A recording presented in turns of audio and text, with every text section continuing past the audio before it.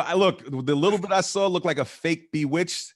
But I'll let you guys talk about it. I have no idea how the hell they translated that into Marvel stuff. But I couldn't watch it past 3 minutes. So Quasi, you want to start off and just kind of I'll start off because you know a whole lot more. Yeah, exactly. You could probably. I'll break it down. Yeah, I'll break down a little bit. But honestly, guys, you gotta here's my Hold on, Quasi, before you talk, because I know everybody's getting on me about this. I love Marvel. Yes. But when I Googled WandaVision, a few of the titles that came up was WandaVision is trash. So I'm not the only one. I'm not the only one. No, I get it. I didn't watch enough of it to say it's trash, but the first 3 to 5 minutes was trash. It didn't catch my attention. So here's the thing. This is definitely a slow burn for Marvel. This literally just picks up right where Endgame left you as far as Scarlet Witch's state of mind. So people got to understand that I don't want to give away a ton of it, but basically she's living kind of her own little reality. And this is how she's dealing with Vision's death. So basically, Quasi, do spoil. I don't put spoilers on this. Okay, all right, spoilers. Cool.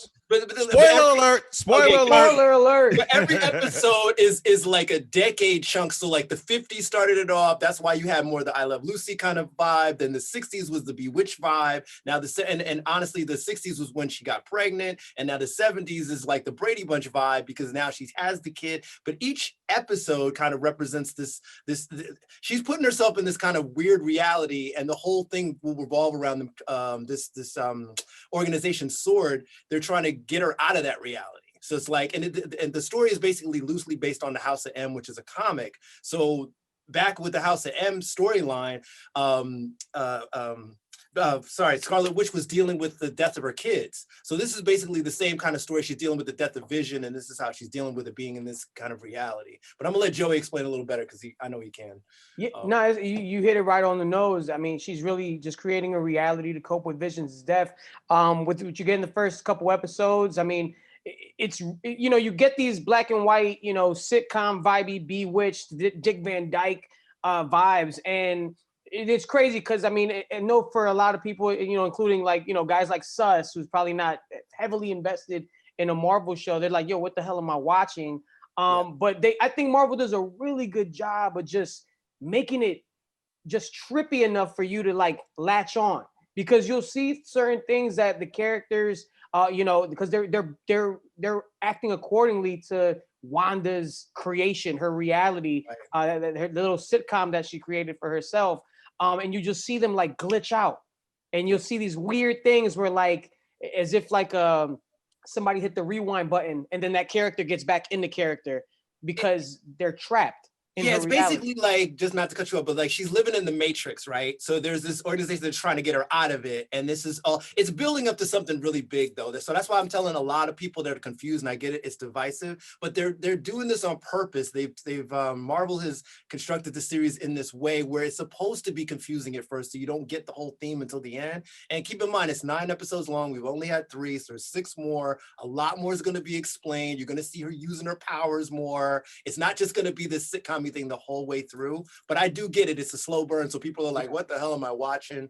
I do get that part, but I promise you guys, this is a big payoff at the end, so that's why people got to watch it. And we got a lot of that in that 3rd episode, just how everything happened with the Sword agent Monica Rambeau, who's Photon in the comics. She'll be in Captain Marvel 2, how she got booted out of reality. Now, one thing to pay attention to that scene, because she was a character in there, and she kind of discovered that she kind of, like I said, snapped out of character and kind of was talking to, Wanda as she had the twins, and said, Wanda was like, oh, I had a twin.